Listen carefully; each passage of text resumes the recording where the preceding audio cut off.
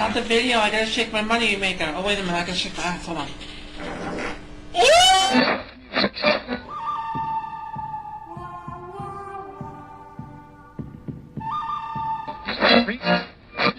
What is that? That's a superhero, Agent Ward. We worked the cases S.H.I.E.L.D. hasn't classified. So, just recently had you watch that movie, Cholera. For anyone who's never heard of that, it's a 6-minute short film. It's more like 3 if you cut out the credits. It's about I think it's about 4.5. 4.5. If you cut out the credits. Yeah, it's from Spain. Yeah. Yep. Yeah. It's a really cool thing. Somebody showed it to me, and the deal was it was supposed to be a single shot, but I don't know if it's a single shot. I don't know.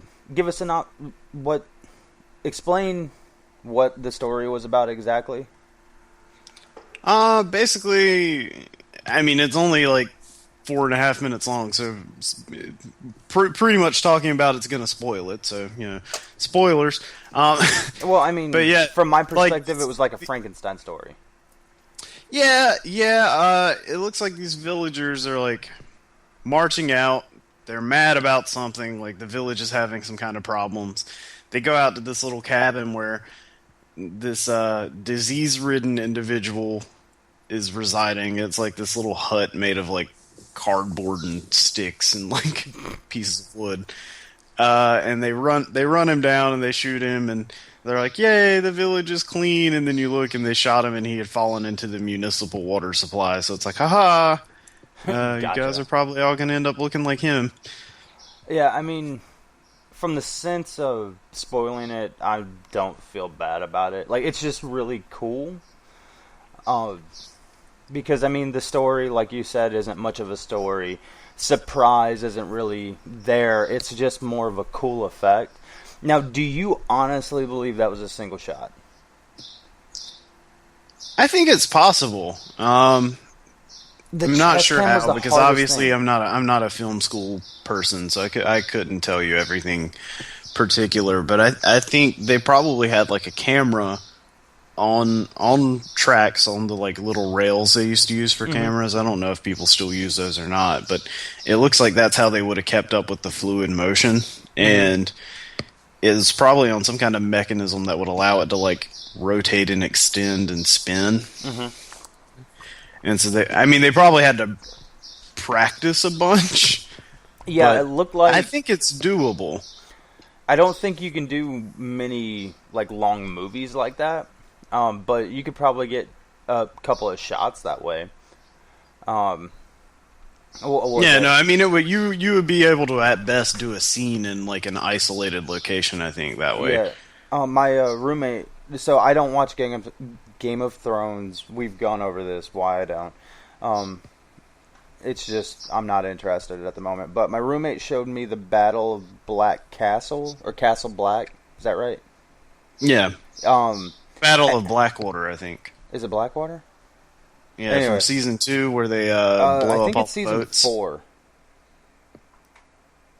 Oh, Castle Black, yeah, duh, Jesus, man, I'm not even awake yet. Yeah, the from the last episode, yeah. Yeah, there's what appears to be a Steadicam shot in that, or a single shot Steadicam in that, where that's what he showed me, where they do this kind of pan around from a center location, so you get to see all of the stuff kind of happening around it, which is really cool.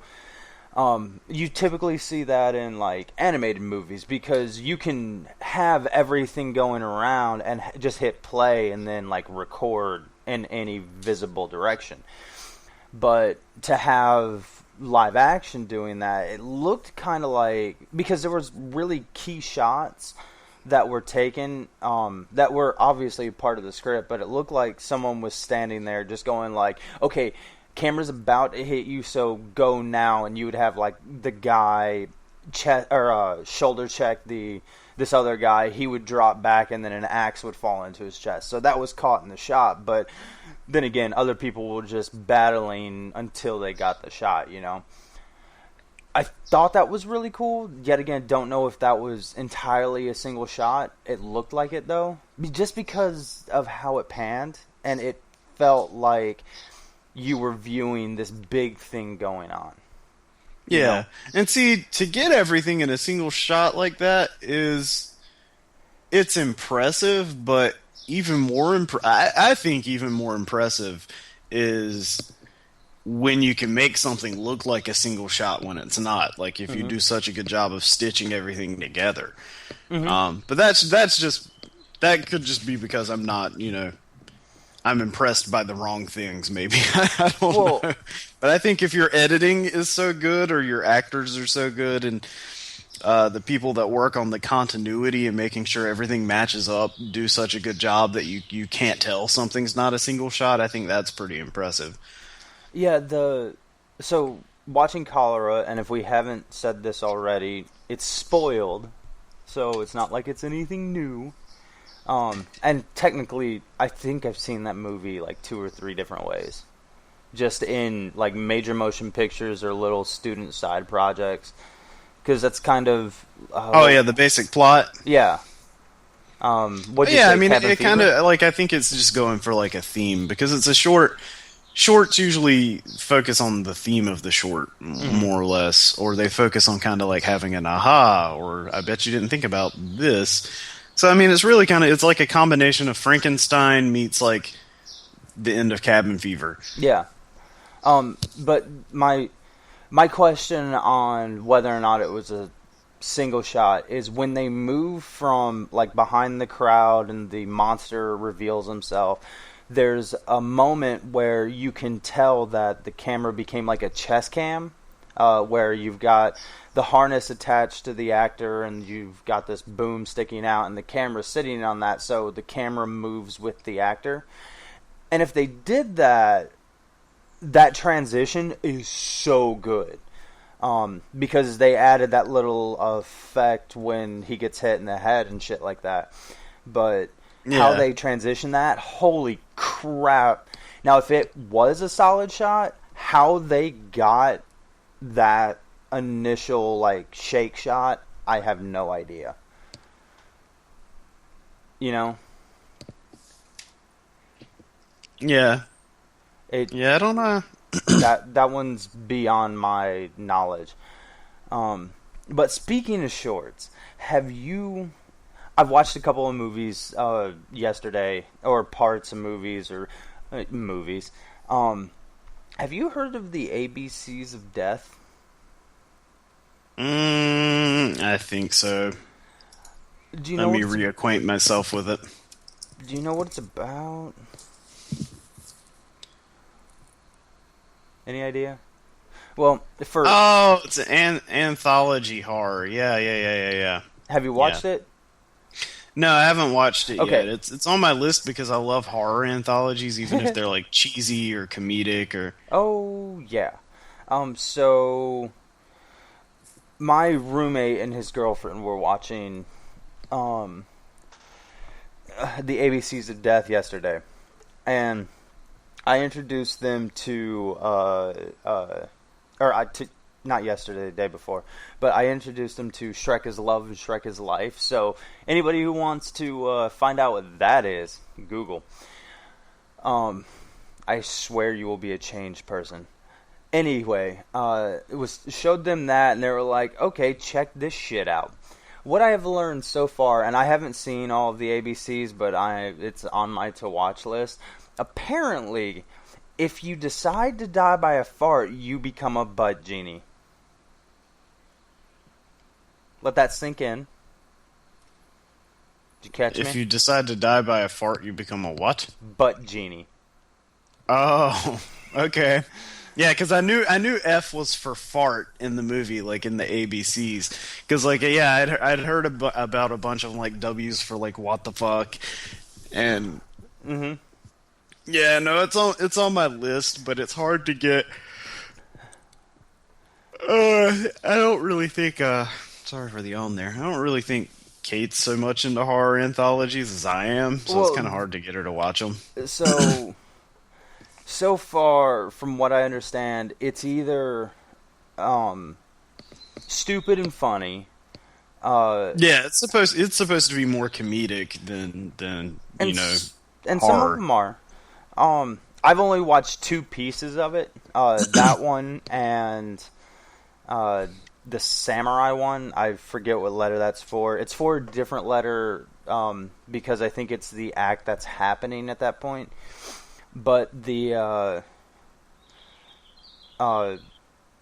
a lot of funny ones or ones that are just like whatever. But there are a few that are just like fucked up. Like one of them was being explained to me that these 2 guys have to masturbate, and whoever comes first, the other one dies. Okay. Yeah. So I know I'm kind of it's- interested in H, since H is for hydroelectric diffusion. I know it's. I don't know. Apparently If it's, O is for orgasm. oh yeah. I don't know if it's Asian. Well, I know it's Asian. I don't know if it's Chinese, Korean, Japanese, whatever. It's definitely in that wheelhouse of fucked up weird shit. And dude, that rice and fish ain't doing shit for those people. I mean, nothing like that would be made in America. Nothing like that would be made anywhere in the world but there. Don't get me wrong, like, I'm not... what's the word I'm looking for? I'm not turning... Or I'm not, fuck! Why can't I think of the word? I mean, it's I'm not basically a discriminating different them. culture. Like, Yeah. every culture has its own, like, this shit is weird.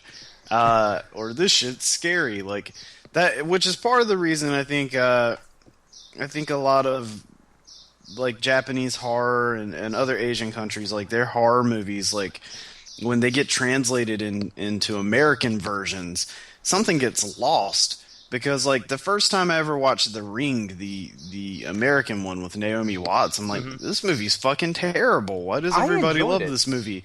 But then I watched Ringu, the original one, and I'm like, dude, this is actually pretty solid. Like, it made sense. But, like, something got lost in translation. It's the same with a lot of them that got ported over when that was the fad in horror for a while there. Like, Dark Water, like, that one sucked. Hands The down. Grudge sucked. Well, hands down, like, I'm not a big proponent of, oh, this country made a movie that did really well over there, it was really creepy or whatever, let's go remake it for an American audience, which really just means let's put in American actors over Japanese actors, and ta-da! I think it can work. But I It's don't just think, that I don't think horror there's any and reason to do it. horror and comedy both work on, like, the same basic principle, Right. and I don't think those two genres translate well. I mean, jokes don't translate, but like something like The Girl with the Dragon Tattoo, I thought that was really well done. I mean, I still like the original, but the American version of that was quite good. Well, I would ask, did it need to get remade? Maybe not, but I mean, a lot of shit doesn't need to be remade. It just does because Hollywood's dried up on ideas. Well, the way that I'm looking at it is there is such a thought process that our movies are better than other countries when all we're doing is taking another country's movie, basically going verbatim and re-putting it out there. Now, I get for some reasons like the translation of cultures might not happen all the time, and I think that's a fault on the American society in general. Like, it irritates me that Old Boy's getting remade. I love Old Boy. It's been remade. It's out. Oh, is it already. out? Okay. Yeah. I haven't heard anything about it since I heard Yeah, you it didn't was hear getting- anything about it because it was like the least necessary remake or like translation ever. Oh, hey, Chris is calling in. Hey, it is? What? What? Hey? You calling him in? Let's take a quick break and until we find out what's going on. Fucking The We Grudge. talked about those. I was like, the originals weren't bad. Like, especially the original Ringu, I actually really enjoyed. But god damn, the remakes suck. Well, see, I think part of my problem is, like, I'm just not a huge horror fanatic. I'm really not. Like, they tend to get the least mileage out of any type of movie to me. Agreed.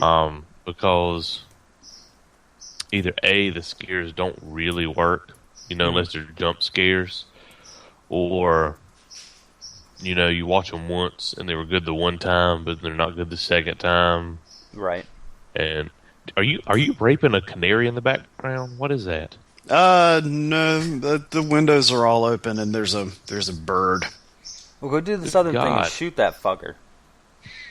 I can barely hear it. I'm surprised you guys shotgun. heard it at all.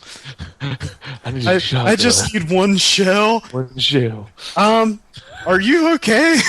No, it's for this bird. Devil bird sings at night. Do we The need to call you mockingbird for is one help? of America's most beautiful singers. Yeah, fuck that bird. Best shit Shut ever. the fuck up. We wouldn't be What having movie this was problem. that from? Was that from Failure to Launch or some shit? Yep. Okay. Yeah. Yeah. It's like her roommate. Yeah, no, I don't know. I mean, to me, horror movie isn't so much about like trying to be scared as it is like Atmosphere. atmosphere and taking like innocuous. I like horror movies that take these innocuous things and like try to turn them into something scary or do something new. And I'll agree that it's very rare that any horror movie actually accomplishes that. That's my thing. Like, for the most part, nowadays, with rarity, of course, the thing nowadays that's flipped around and come new again is horror movies that are based on true events.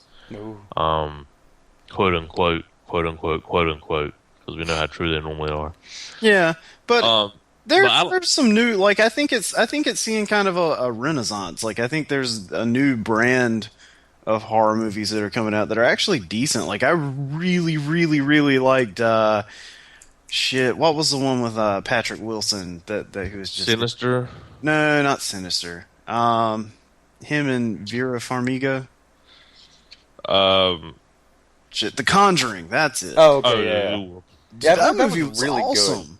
Yeah. Well, You know why I think it's awesome? Because it's tied to the Amityville Horror. Oh yeah. well, I actually recently watched a doc on Night of the Living Dead. It's on Netflix if George you guys want Romero. to check it out. They interview Romero, and it's just talking about like the making of that movie and everything. And it's really interesting because yes, it's a horror flick, and it's identified as like the movie that spawned. Well, all of Romero's shit are nothing but giant fucking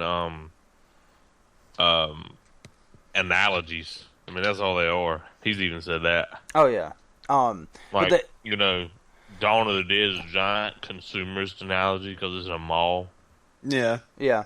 So But the interesting thing about Night is he said he was making a movie, but if you look in the context of everything that was going on around at that time with the Vietnam War and all that shit, people connected it politically, and as far as I could tell, he never said like, yeah, this is a political statement. He's like, no, we're making a movie, and it just kind of flowed in a direction that people can make that connection. I don't know about that. I've heard him say a lot of the times that they're maybe not that one. I don't know. Maybe he changed his mind after. But I've heard him say a shit ton of times.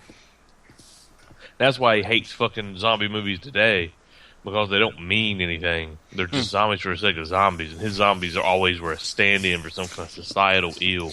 Well, Which is true. I'll give him that. Most basic zombie movies are kind of like, they're, for a lack of a better word, they're kind of garbage. But there have been some that I think they actually mean stuff, like 28 Days Later. Or then you have the ones where they basically just kind of make a joke out of it, like Fido or Zombieland or Yeah. Shaun of the Dead. Well, his biggest pet peeve is fucking Walking Dead. He hates The Walking Dead. Can't stand it. I wouldn't say The Walking Dead doesn't mean anything. I would say that the zombies aren't what you're supposed to focus on in The Walking Dead. Like, Right, I think the that's why I zombies didn't are. Well, He says, and he's true. He says it's a soap opera. Oh yeah. it is, yeah. It's Right, just a no, soap opera where you're seeing people are forced to do things they wouldn't normally do because of the zombies. They're kind of like the catalyst for like this human behavior experiment. Yeah, one of the things when I was watching the doc, and I'd never thought about at the time, was the lead role. Well, not the lead role. The black guy that comes in and saves everyone. I forget his name at the moment. But that was actually a big deal. Alert.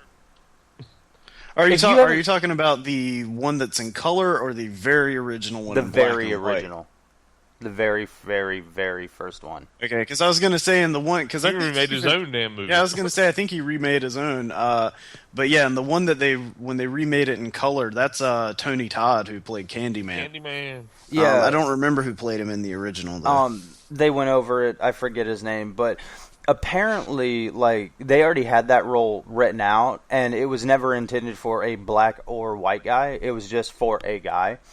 And the guy that they cast, he was, he just happened to be black, and he apparently brought up the fact that this could be an issue.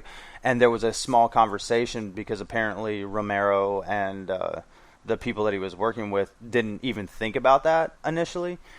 But George Romero is a fucking hippie. First off, Well, so yeah, I can yeah. see that. But he made the conscious decision. He's like, no, we're not changing shit. And I never put into context the time that in which that came out, which, looking at it now and having that little snippet of information is like, oh yeah, that's a huge deal. Especially for Yeah, the that's fact that he huge slaps a difference white time. woman. That's some Boo Radley shit right there. We're gonna go into Kill a Mockingbird. That's like the sequel. There you go. You didn't know that To Kill a Mockingbird was the sequel to the original Night of the Living Dead. But Atticus Finch overall, comes back. like, number one, guys, He couldn't have slapped her. See, his arm is shorter on that Overall, side because guys- it was gnawed off by a zombie. I say watch it. Not to mention, you know that guy from the History Channel that's like, I'm not saying aliens, but fucking aliens. There's a guy in the doc that's just like that, Oh God.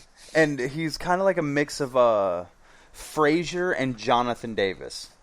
Like, if you could mix those two people physically and That's not facially, really you're good just porn. like new metal intelligence.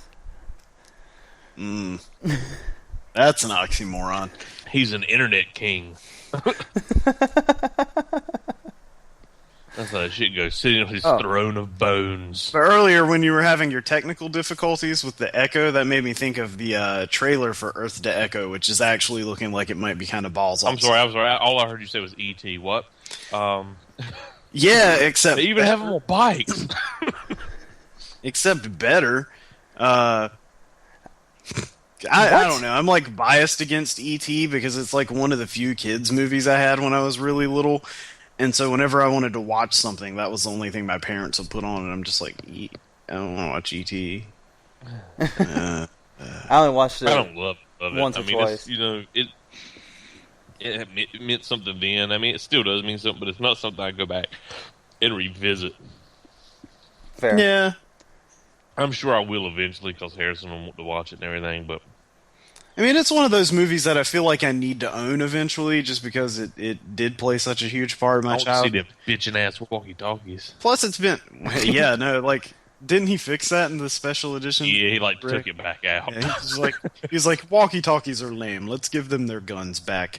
But yeah, no, Sorry about that. my bad. Yeah, Yeah, didn't he I even didn't say know something about that about- at like a conference or something? Yeah. Yeah, I didn't know anything about, like, there's apparently no guns in the original. No, there were guns in the original, There and were then he guns took in the them original, out and he and like replaced them with like walkie-talkies. CGI'd them to walkie-talkies because they were too damn scary for kids. Oh, okay. Which like all of a sudden, And then all the these guys, original like, fans were like, "What? What did all you these guys do?" are walking around in like hazmat suits carrying walkie-talkies. Yeah, which is not scary at all. Like, I'm gonna wave my walkie-talkie at you. It's like, yeah. And also, also when they're talking through their headsets, that they're in the hazmat suits. They're just holding their walkie-talkies down at their sides. Shh. Shh. It makes sense. They had technology then that doesn't They're on exist now. speakerphone. They have Bluetooth. They have Bluetooth. Speakerphone. Walkie-talkies have Bluetooth. Yeah, but no, Earth to Echo looks like it might be pretty awesome. It looks like a kind of kiddied down version, a little bit of like Super 8. But Yeah.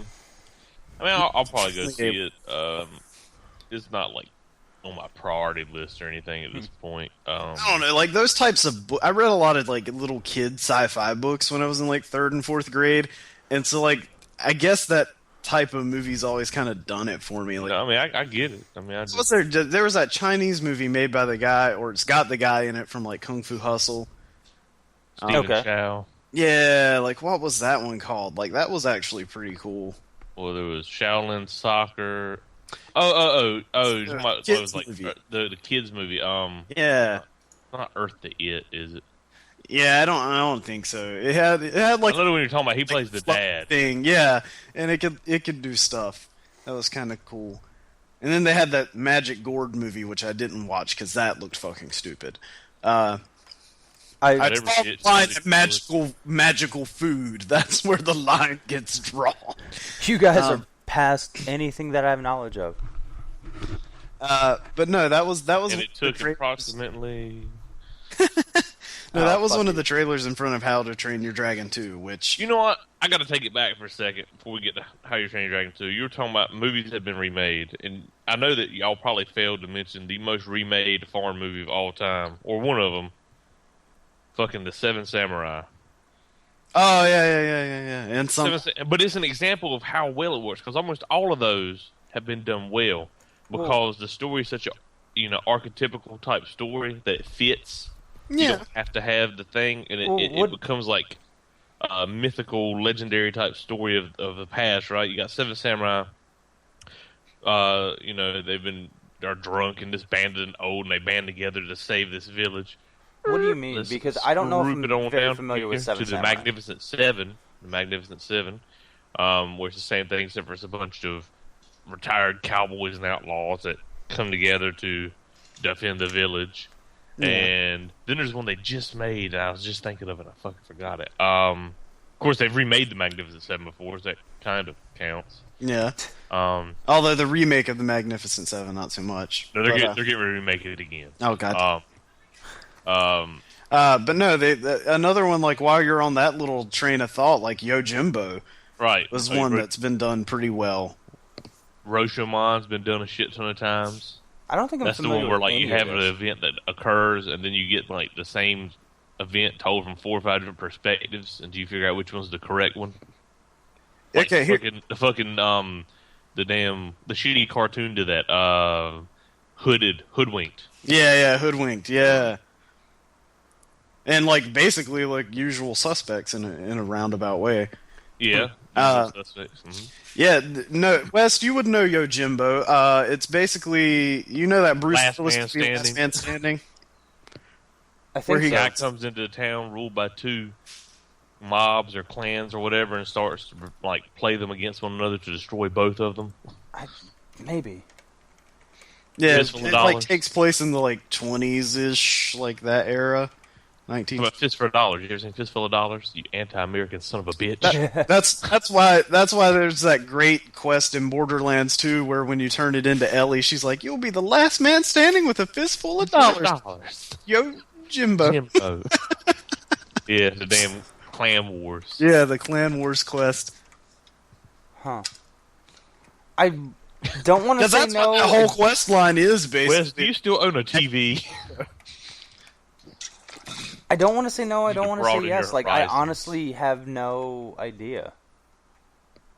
Broaden your horizons, man. Dude, Yojimbo, Oh, and Seven okay. Samurai are like they're classics. Well, which I is why- know, like I know so- the names, but I can't honestly tell you whether or not I've seen them because, like, I recognize the name, but I have no reference. I was of trying to think of the context newer what's going fucking on. Seven Samurai type movie that came out recently that you would basically Seven Samurai. 47 Ironclad. Have you seen Ironclad? I bet you haven't. That's on Netflix. Watch it. Ironclad with fucking Purefoy. Yeah. It's Purefoy. Yeah. That's Yeah, I Seven haven't Samurai watched that. set in like medieval fucking England. Okay. Like this guy goes around and they collect a bunch of different knights and they have to defend a fucking castle and it's like bloody and gory as fuck. So and it's is Seven Samurai and Yojimbo more of a story that's not necessarily remade? It's just retold over and over and over again, kind of like 13th Well, you Warrior? have to consider it remade because it wasn't something, as far as I know, that existed before then. Right. It's just it's such a popular baseline idea that applies to how. me. I'm trying to think which one's the oldest. I'm gonna go with Ferngully because I think that's the oldest. It's like how the Ferngully story keeps getting told over, and then you get Dances with Wolves and Disney's Pocahontas and Avatar and The Last Samurai, and they're all that same story. Right. Basically, that's what Samurai or Seven Samurai and Yojimbo are. They're okay. So it is... They're this story that even though it gets changed, like instead of being 7 literal samurai, it's like 7, cowboys and gunslingers, or 7, English knights. It's still the same basic story. Same with Yojimbo, where like it's, in Last Man Standing, it's a guy that was probably like a mob enforcer or something beforehand, and he rolls into town and finds these 2 mobs, like an Irish mob and a Italian mob, I think, and like plays them against each other. So it is... Fistful of Dollars, though, It is son. 13th Fistful of Warrior. Dollars. 13th Warrior was what, Beowulf? 13th War with Beowulf, which I'm almost ashamed to tell you how many times I watched that before I got that connection. Ashamed. Yeah, me too. Don't feel bad. Like, because I saw it in the movie theater, so that should tell you something. And I was like, man, this shit is awesome. This shit is. And then, like, I started listening, I was like, wait, Bolvi. Actually, I remember who told us. It was that kid. I don't remember his name. It's like one of the teacher's sons that was in our Latin class. He was like, you know that's based off like Michael Crichton's book Eaters of the Dead, and that's a remake of Beowulf, right? And I was like, wait, what? Okay, so it's one of those just typical, like the story was told once and it can apply in all of these scenarios. Yeah, and I'm actually pretty sure if we thought about it long enough, we could find like Beowulf being redone and not called Beowulf. Like, I'm sure. It's I think we just did that. archetypical hero story. So yeah. Of course, But I think we Beowulf just did that, been Chris. remade 9,000 times. So I wasn't like that huge bitch ass fan. Christopher Lambert Beowulf. Oh no, we choose to forget that one. I still haven't watched that. No, I wasn't like a huge fan of the animation style of the Zemeckis Beowulf, but I really like that one. I thought the story was fantastic though, and Neil Gaiman. Well, did they change to the be fair, it story? might look better in Blu-ray, but Was that? Did they change the story? it's Neil Gaiman went over and did like a cohesive job. Oh, wait, to no, it. wait. You He said goes- Neil Gaiman was involved? Done. Yeah, Neil. Jesus Christ, West. Have you ever seen a movie before? No, actually, I haven't seen that one. What? I need to watch that. That actually is on Netflix too. Yeah, It no, is, it just finally they put it back up there. it passed. It was one of those things of like, there's The all way of these Beowulf movies, works, and West.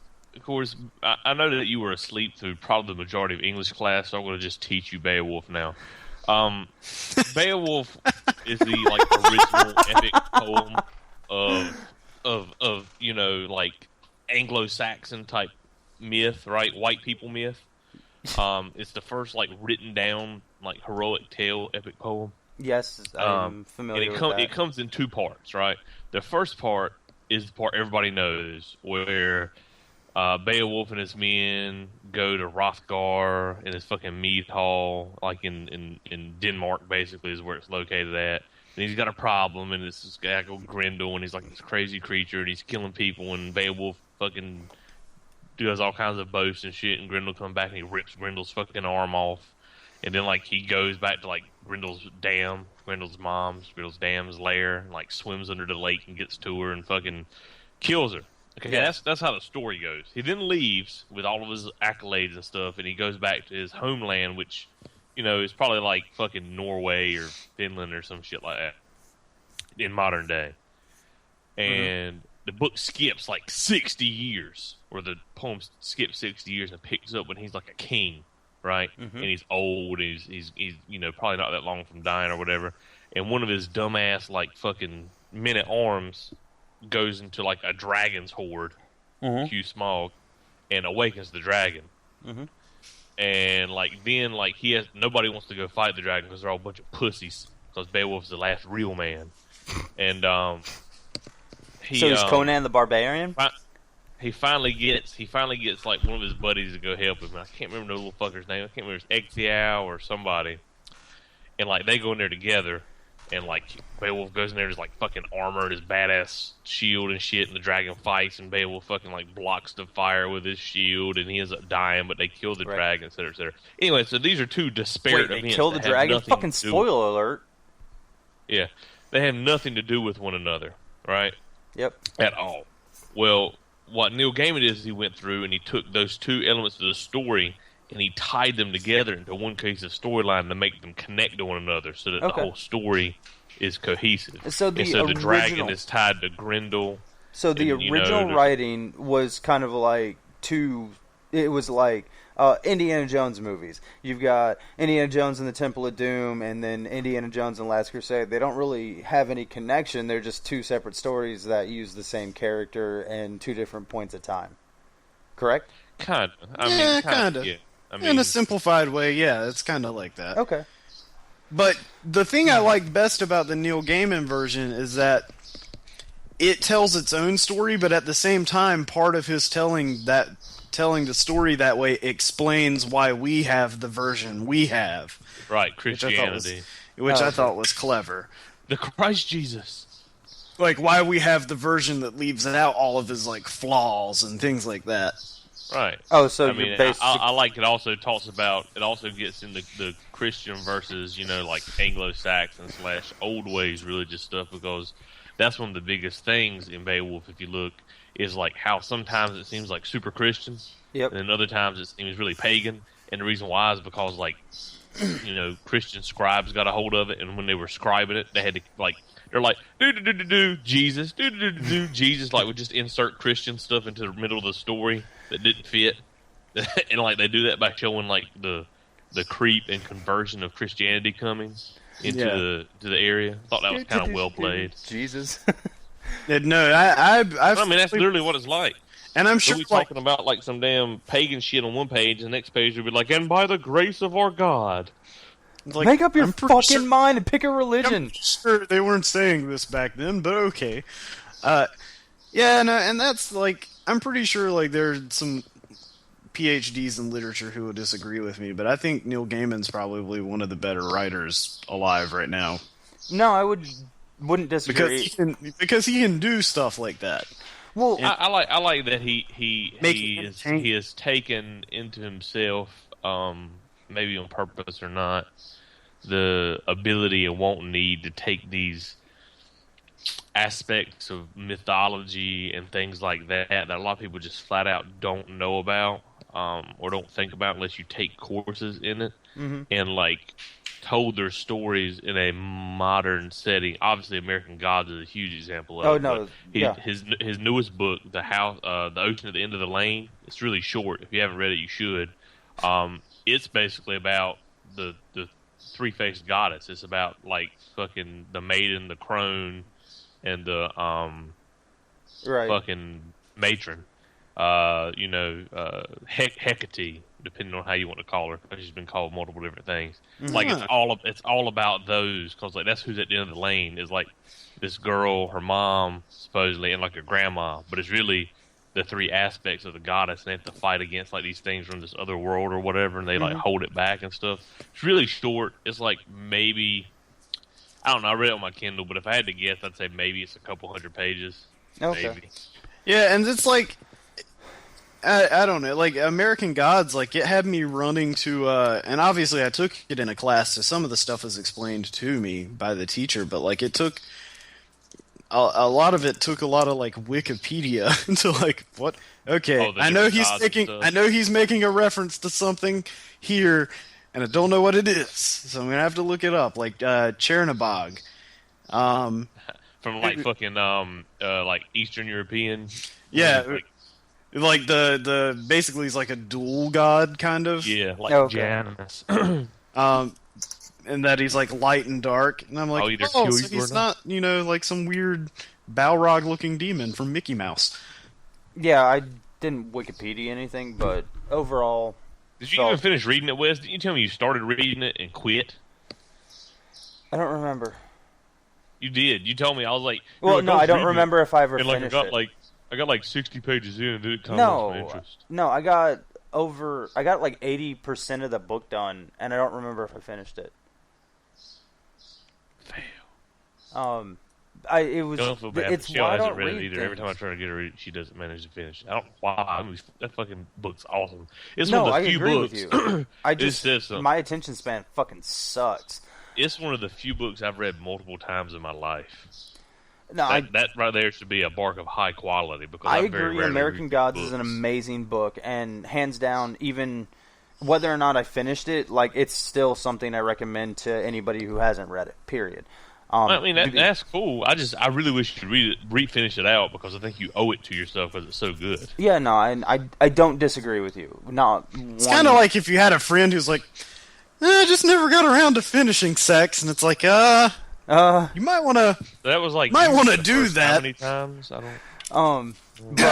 Yeah, hands down, like with Neil Gaiman Just himself. saying. With Neil Gaiman himself, I would say and I agree with you, Chris, like he's one of our best modern writers, and I think it has to do with the fact that he's a multimedia writer at the same time, because he doesn't just write like these amazing books, he also writes things for comic books, he writes scripts. There was a British show that he wrote. He's done episodes of Doctor Who. Yeah, there was a British Shit, show he was that he the wrote. only one after about like, the homeless. first season. He was the only one that wrote any episodes of Babylon 5 other than J. Michael Straczynski. The only one, because like J. Michael Straczynski originally like did like most series do, where you start, giving them the outline and handing it out to people. And after like the first season, he realized nobody was really capturing what he wanted to capture, so he started just writing them all himself. So other than the first season, and then when he had Neil Gaiman write, I think 3 or 4 episodes, he wrote every fucking episode of that goddamn series. Wow. That's a lot of fucking writing. Yeah, do you disagree? Do you think he is not a multimedia writer? No, I definitely think, to his credit, he's able to write different styles of writing. I think that I mean, he has one of the most I famous think he comic is what books you're ever. saying. I think, however, that I think it's fortunate that he got big, quote unquote, in comic books first, because the type of fan base that builds if you become popular is a more rabid, dedicated fan base, and I think that's helped him with the rest of his endeavors. I think it would have been a much different story had he started writing books first and then went to comic books. I think we'd look at him a little bit differently. I if thought that makes he any was sense. writing books at the same time he was writing comic books. He wrote, Sandman. He did Sandman for fucking years. Well, before he yeah, did I anything mean- else that most people know about. Sandman is one of the most epic books put out by Vertigo. It is You know Vertigo, he's going to be right? writing it again, right? No, I didn't. I didn't know they were picking it back they're- up. I they're thought that story was restarting done. it. He's writing it again. If they haven't already started. It's like called Sandman Requiem, I think. Is he going to be involved in the movie at all? Do you know? Supposedly, because it's him and like Joseph Gordon-Levitt. I think they own the rights to it. P.S. By the way, I don't know if y'all saw it, but they dropped the supposed rumored. It leaked out the release schedule for the DC movies. To which my response was, I only say "Eh?" this: Shazam, really, Shazam. Hey, man, don't hate on Shazam. Hey, I need a little Right boy now, going you tell me the Shazam. number of people in the world who know who the fucking Captain Marvel is. They need to, yeah, that's all I was going to say. They need to call the movie Captain Marvel so they can get rid of all the people that are like, They yeah, can't that's say Captain Marvel. Shazam guy. I guarantee you, they say Captain Marvel. People will be like, "What, a Marvel movie?" Oh, god damn it. Yeah, Is, by the the way, Rock- is The Rock still playing Black Adam? Because I don't know. That would be cool. that would be kind of cool. yeah, that would be boss. I don't know if I'm excited or scared that they're getting Jason Momoa to play Aquaman. Man, angry Aquaman. Aquaman's angry. I mean, I Angry just never. behind the world and engines. I mean, it has nothing to do with the fact that he's not like an Aryan-looking guy. Because honestly, I don't give a shit about that. It's just that I never really pictured Aquaman as being this like cock diesel-looking guy, and Jason Momoa is a big dude.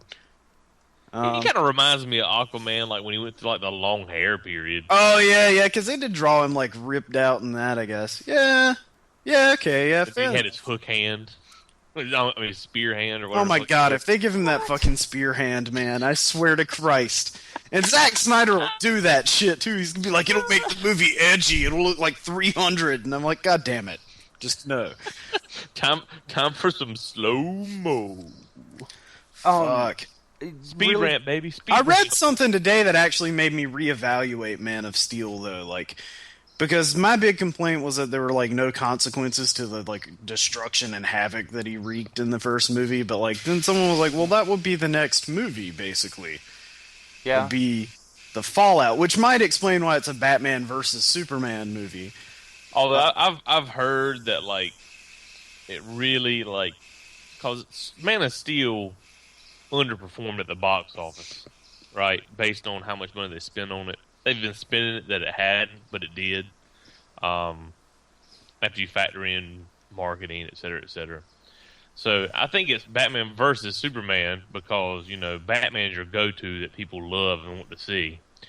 But I think really in reality, it's hey guys, check out the DC Universe people because he's about to make Justice League. Oh yeah, Oh, yeah, I mean no, that's that's for fucking obviously sure. with the fact that it's subtitled "Dawn of Justice." That's what they're doing, but yeah, I don't know. Like, Here you go. May 2016, Batman versus Superman. July 2016, Shazam. Really? That's your follow-up to Batman versus Superman? I'm yeah, just I saying. remember when I read the release schedule, I'm like, what kind of logical order are they putting these out in? Because Christmas 2016. So that's 3 in the same year, right? Sandman. Okay, now Sandman really fucking doesn't have anything to do with the other two before it. No. And All isn't right, Sandman Vertigo? May 2017, Justice League. July 2017, Wonder Woman. And my personal favorite, what the fuck? Christmas 2017, Untitled Green Lantern / The Flash team up. yeah, What? What? What? First off, it's Green Lantern and Green Arrow, motherfuckers. Alright? That was the team up in the books. Not the Green Lantern and Flash. Just saying. Fucking hard luck heroes on the that's road. because in the New 52, they're both jokey.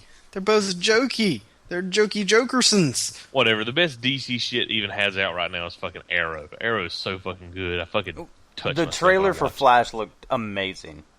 it. It did, and it's coming from the same people who make Arrow. Yeah. So yes. They created that If universe. you haven't watched the trailer for it, go out and fucking do it. Cause Yeah, I it's watched better the than most really movies. long, like what is it, like 8 minutes? long? It's like 6 minutes long or something. Yeah, Oh, I haven't I seen watched that the full really thing. long one. And I was like, you know what? Didn't get to see the Arrow season 2 stuff that led into this, but this is still looking pretty badass. It's so fucking good. Oh The yeah, Arrow dude, season that 2 stuff is mid-season like the finale. mid-season Holy finale. shit!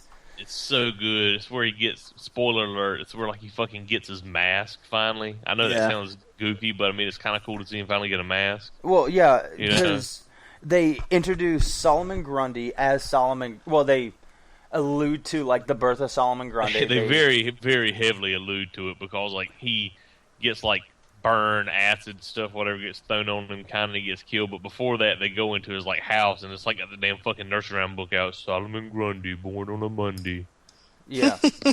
and like his name was fucking shit. I can't remember his actual real name that they use, Mister Solomon Grundy's real name. Yeah. Gold, something. Gold. Yeah. Cyrus. Yes, Cyrus. Cyrus Gold. Cyrus Gold. And so like when they said Brother Cyrus, I was like, no, what? No. And then like 2 episodes later, it was the nursery rhyme book. I was like, oh shit, son. Yeah, the gold mix is one reference that I missed because I very literally know that Solomon Grundy is Cyrus Gold. But in that season finale, you get the birth of Solomon Grundy. You get the big reveal of who the actual villain is. You get Deathstroke the Terminator, motherfucker.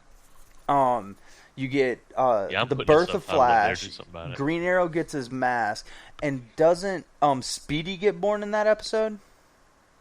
Well, I mean, he's been kind of around before. I don't think he really gets born until the season finale, in my opinion. That's well- the first time you ever see him use a fucking bow. Well, true. I guess when I say Arrow. born, where it's He gets his he mask, becomes too. focused. He becomes a I, big um, focus. I And like. they get him in I red and really, everything. I really fucking like that show. But I've been waiting until is it finally finished? Is the finale done and everything? yeah, Yeah. it was done at the beginning of May. I'm gonna try to find like a pack of it and procure it It won't be legally hard. somehow online. It's so good. Yeah, it's worth I don't know. time I and really effort. like it. It's full of tons of like references, and some of them feel like cute little throwaways. But the thing is, some of them that feel like throwaways end up being important. I just like that they're using the universe. They're not afraid to like bring this shit in. Well, You know, you see Cord Industry stuff everywhere. You see fucking. I heard they had like Harley show up. She pops up in one episode. You don't actually really get to see her. It's like one of the episodes where it's dealing with the Suicide Squad. Oh, Yeah, right, the right. Suicide Squad's in it too, motherfuckers. And like they're going through like a fucking prison that Argus has underground to hold like bads. yeah, And like Deadshot's you in walk it. by and like somebody's like Diggle or somebody's like having some kind of like little existential crisis. And all of a sudden, like you hear this voice pop out from behind a door, and you see like a face kind of blurred, be like you need some therapy. I'm licensed, or some shit like that. And I was like, oh my god.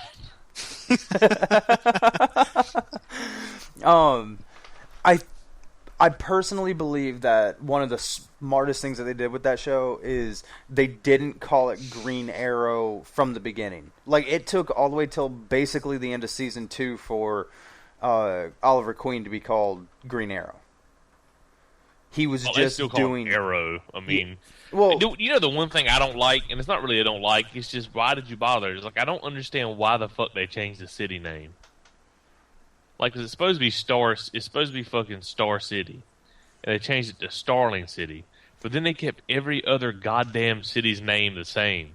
Central City, Bloodhaven. might- They've mentioned Bloodhaven, which is Nightwing. it might have been a mean- licensing thing. If How can it be licensing? They own the motherfucking thing. well, Yeah, I don't. Yeah, because I mean, Warner It's- Brothers and DC, like that's a marriage. I mean, they can use whatever they want to use. Like, I think I they don't- changed it because they thought it would sound weird, but I don't know. Yeah, I always thought that was a little bit weird. I am still like holding out hope that they include that universe as part of their movie universe. I'm just saying this is my stance. I've said it for a while. I know they won't do it, but they should because then they could take my money. My just Shut like up and take my money. my thing is, here's what I think they should do if they were smart. Stephen Amell is actually pretty good at being an Arrow. I mean, he really is. I mean, I'm Yeah. not saying he's like fucking Marlon Brando or anything, but he's good at the part. He's enjoyable to watch. They've got up a really good mythology here. If they were smart, they would keep all the mythology within reason has been set up in Arrow. They would have their Justice League movie, and they'd have Stephen Amell show up in it as Green fucking Arrow, and have the Flash do the same thing. And then have it so like they pop up in the movies, but then when the movies aren't going on, instead of going back to their own like feature movies, although they maybe could put one of those out if they want to, they go back and the rest of their story continues. Yeah, like in the Agents of shows. Shield. yeah, Yeah. dude. The Except same thing for Shield done did. way better than Agents of Shield until like the last 5 episodes of Agents of Shield. It finally got pretty good, but it took them all season. I feel sorry for Agents of Shield though, because what I realized after the fact was holding them up and making them do all the kind of stuff that didn't seem like it had anything going on. Fucking Captain America. Yep. Because Yeah. I mean, no, really, because the whole turning point of the show and the big point of the show hinges upon Captain America, and they had to wait for the fucking movie to come out before they could do it. Yeah, so they pulled a Monster of the Week thing, and Yeah, But- but I think it hurt them because I know what they were doing, but it lost a lot of goodwill because you were having to wait months and months and months and months for Captain America to come out. I think they'd have been better off if they had started Shield as like a mid-season replacement in January. They could have showed the episodes, gone through just about as many, but not had that huge break they had where they were on like hiatus for almost 2 months. because they didn't come out in February, and I think it would have kept things flowing better for them. And then you'd have still been having those episodes, but they'd been closer, packed together, and so it wouldn't have felt like you were waiting as long. I think it's going to be one of those things that, like, right now we say that just because we were keeping up with it, but if we're going to go back at some point and just look at it and be like, no, that was really fucking cool, especially if you can sit down and, like, watch them all at once.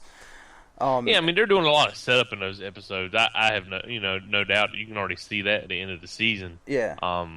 It's just that the pacing of the show got ruined by the weird ass breaks. There were so many like 2 and 3 week breaks in the middle of the season, and then they'd have one episode, and then they wouldn't have another episode for a couple weeks, where they were having to stretch it out to make it to Captain America.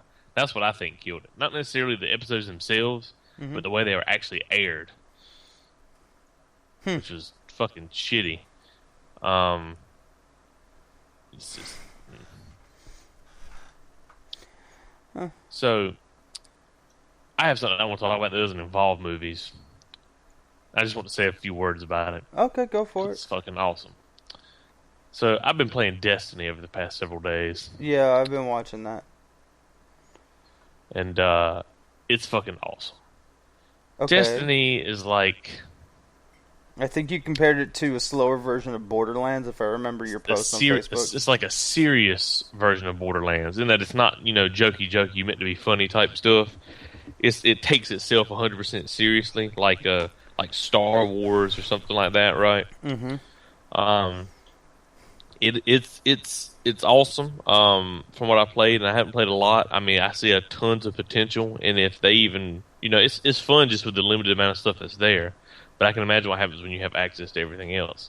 Kind of Borderlands system. The way it works is separate. You collect armor, pieces that fit onto your person, that have stats and benefits and everything, just like a normal RPG. Mm-hmm. Helmet, arms, boots, bracers, whatever. You have a primary weapon, a secondary weapon, and a primary weapon, a secondary weapon, and a heavy weapon. Wait, what are we talking about? Destiny? Sorry, I had to go make a movie reenactment in the bathroom real quick. It was How to Drain Your Dragon. Yeah. You have a dragon? Destiny, awesome. Bitch, when did you switch your dragon from a Dragonfly. Tic Tac How to to Train Your a Dragonfly. lizardy object? Bullshit. Complete Oh, bullshit. but you're talking about Destiny though, right? Yes, I am. Yeah, his destiny was to before we get into voice that, the can we talk dragon. about How to Train Your Dragon 2? We don't Just have like- enough time. Fuck it. Go ahead and go to How to Train Your Dragon 2. He's been trying to talk about it for forever. Nah, we don't have to. That's fine. Go ahead. We can talk about Destiny. I just I was just going it's- to say it was is some. It's a more straight faced Borderlands. You have Okay. talent systems. It's got a lot of open world exploration when you get to certain like type of activities you do, like the explorer activities. Mhm. The big thing I want to say though is holy fuck that voice cast. Holy shit. Isn't it like narrated by Dinklage? All right, yeah. Tyrion Lannister is your like little ghost thing, like your little AI thing that goes with you. Oh, okay. Did y'all watch fucking Fringe? Yeah. You remember Agent Broyles, the black Yes. guy? Yes. Yeah. Yeah, Yes. he does a voice in the game. Awesome. Whatever her name is, does a voice. You know what I'm talking about? The Indian chick, the older Indian lady, who's been in movies. Also on Grimm. Yeah. She Yeah, does yeah. a voice. Yeah. Fucking Wasserface from Firefly fuck? does a voice. Gina Torres does Okay. a voice. Nice. Claudia Black does a voice. Nice. It's good to see her and stuff. And then, because it Good slipped to it past see her. me, and I had to go back and listen to it a couple times, the fucking, like, hunter, trainer class guy, Nathan fucking Fillion. Oh yeah. Awesome. I was like, It's like a What is this sci-fi nerds extravaganza. that's crazy as fuck. Awesome. So how does it play? Because like really, I suck at first-person shooters, which is why I love Borderlands. Because like, I feel like for some reason it handles a lot differently than a lot of first-person. It's got really tight handling as far as, like, aim control and stuff to me. I'm not great. Like, I'm not bad at first-person shooters, but I'm not, like, great or whatever. It's not quite as forgiving as Borderlands, I don't think, but I think that comes more to do with, at least with Borderlands, with all the extra stuff you have, in regards to, like, abilities and modifiers you put on your shit, and so it might get more like that later on because you only get to play from like level 4 to level 8. That's the alpha. But it's pretty tight. It's not hard to aim, in my opinion. Now, once I bump the sensitivity on the stick up a little bit, so I like that. The way it works is you have, at least at the start of the game, you have each class gets a grenade. Yep. And the way it is you don't find ammo for the grenade. It just recharges like an ability. Okay. And it's got kind of a long recharge, but like you can look at the talent trees and stuff and see there's things that make it quicker. Plus, certain equipment you put on, certain stats change, like recharge rates of things. But you got a grenade, and everybody has like what would be in Borderlands be called like a melee override, like a thing that changes your melee attack. Gotcha. I want to kill that fucking bird. For instance, the Titan, which is like the heavily armored, in your kind of tank in your face guy, who reminds me really heavily of the Vanguard from Mass Effect 2 and 3. If anybody ever got around to playing one of those, that's on my list. Like his thing is his grenade is like a flashbang grenade. You throw it, it does damage. It'll normally kill most normal things, but anything it doesn't kill, like it kind of stuns for a couple seconds. So you can, get some free hits in. Then his melee override is like a fucking lightning fist attack. He punches you with a fist infused with lightning, and you vaporize. That's awesome.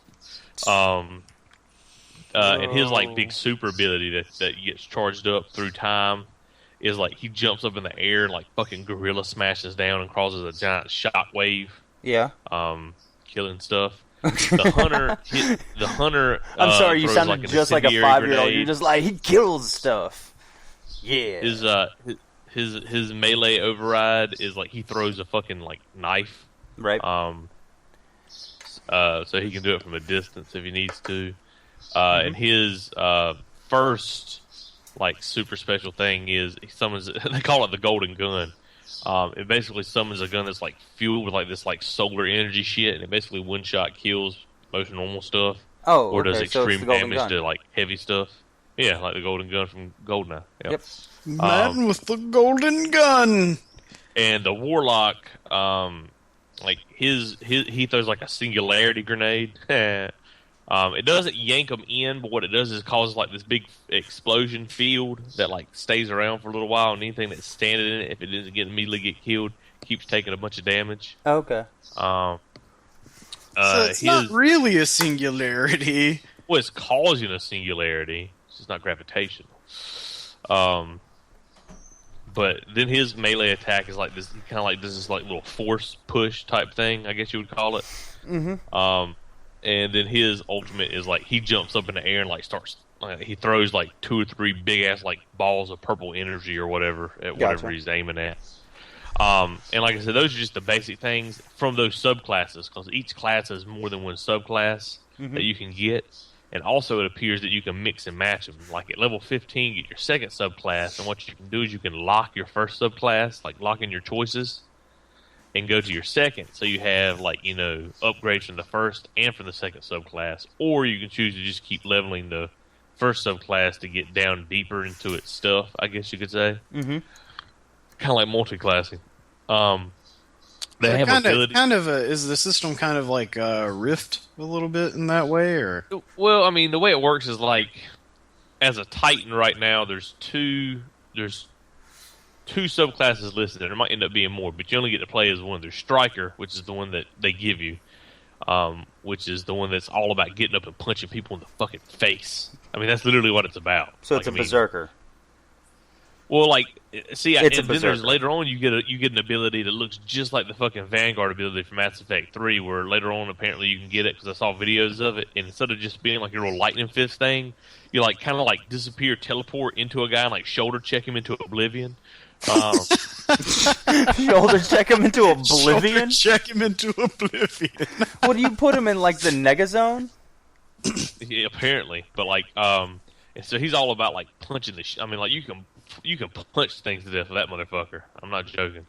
And then like the other one for the Hunter will remind you of Zero, he gets a thing called like Blade Dancer or Blade Singer or some shit. Mm-hmm. And what he does is when you activate it, it makes you move. Which hunters already move the fastest out of everybody because they have the highest agility, which determines your movement and everything like that. Mm-hmm. He starts to move really fast, and he gets like a sword made out of lightning. So you get to run around and like fucking vaporize people. Awesome. The Warlock's other thing, I don't know how it works exactly because I haven't seen it. I've seen the other ones, but the Warlock's called Fire Singer. Okay. And basically, when you activate it, it just makes all your other abilities do more damage or healing. Huh. So there's that. Cool. They also each have like a double jump type thing. The Hunter, he has a literal old school double jump. You jump and then jump again, and it boosts you up even higher. Yeah. The Titan has a thing called like, I remember it's called Boost or something like that. But you jump, and then you jump again. It like fires like retro rockets, and you kind of like you can kind of coast in air, I guess you could call it.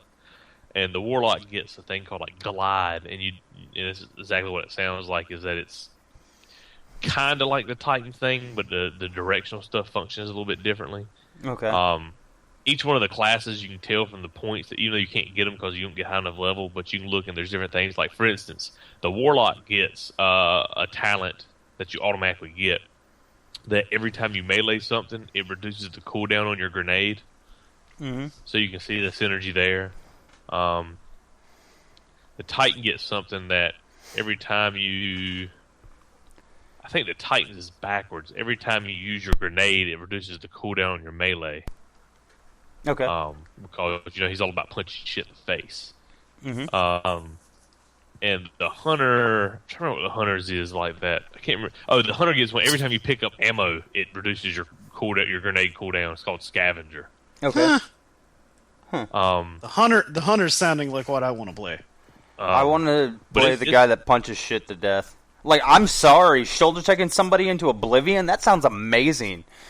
I like, can't do even that better- because I obviously haven't gotten far enough into the thing. But I shit you not, I saw the fucking like video of somebody playing, and they did it, and it looked just like fucking the Vanguard. If you don't know what the Vanguard does in Mass Effect 3, like just type in, or Mass Effect 2, just type in like Mass Effect 2 Vanguard play video or something, and look at him like he like fucking teleports across the screen and just like fucking shoulder check people into oblivion. I'm just saying. Shoulder check people into oblivion. But it's really cool so far. The way they got it set up is the game is set up around activities. You have story missions, right, that are for 1 to 3 players, or as they call groups, fire teams.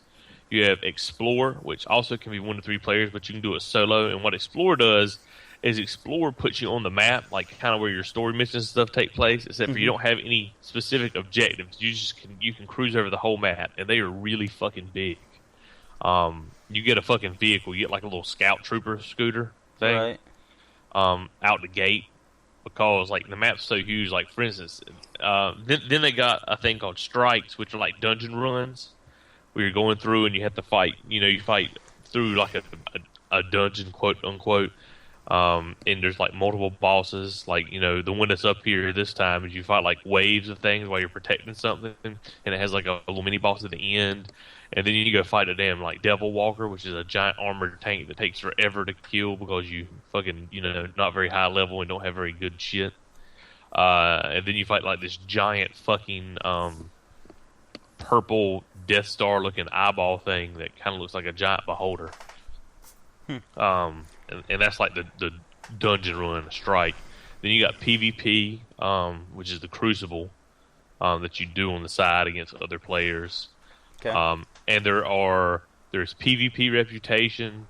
There are different little clans, like factions, that you can earn reputation with. There's like PvP marks you can use to buy like really good gear. Okay. PvP.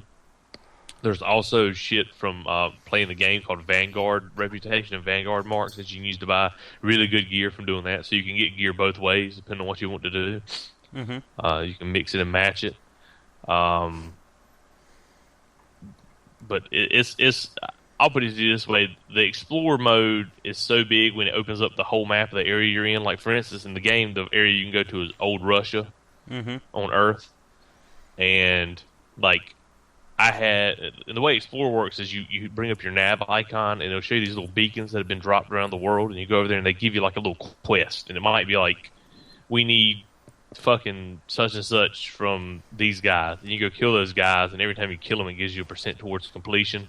Gotcha. And you finish it up, and it gives you your quest reward. And then you hit your nav button, and you find another beacon. And it's basically just about running around, collecting, like, because you can collect like materials, like kind of like you would think of in most RPGs as like mining or herbalism or whatever. But you can find like raw goods out in the world, Right. and use them to trade in for stuff or to upgrade equipment. Cool. But So- you can. Basically, what can you're find all that saying shit. is play motherfucking Destiny, because it's a mix Yes. of every game that you love, and its mechanics seem to be well tuned. Yeah, I mean, it's literally. I guess the way I would say is it's like a first-person shooter MMO. That's not quite an MMO because it's like semi-persistent world. Mm-hmm. You know, you have like one hub that's like the city or whatever, and you can meet there. But then like you can join up into your teams and you go into orbit and choose where you want to fight, et cetera, et cetera. Yeah. Okay. But I see a lot of potential. Okay, cool. I really, which I knew they knew that already because of how much money they spend on it. Well, but like, In that case, let's check in on that like every other week. And motherfuck, I just realized we forgot to talk about what we said we were going to talk about. Oh well. In any case, probably should close this because it's running a little late. Talk to you guys later. we can cut the recording now Yeah, if you want. that's happening.